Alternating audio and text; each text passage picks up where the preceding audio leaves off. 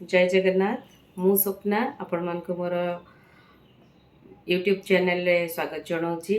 केमती अच्छा आपण मैंने आशा करे समस्ते भलरे थे।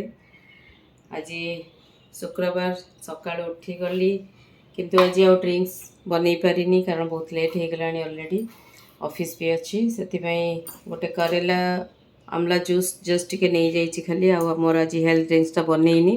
एक्चुअली आमला जूस बर्तमान मार्केट आमला एवेलेबल होनी से गोटे जूस मगेली बट से खाली आमला जूस एवेलेबल है सो पतंजलि करेला आमला जूसटा एवेलेबल है यहाँ टिके पी दे 10 ml पानी रे मिसेकी पीदेली तापर आरंभ हो गला डेली कार्यक्रम जोटा कि फीमेल मानकर आग बुझा दरकार।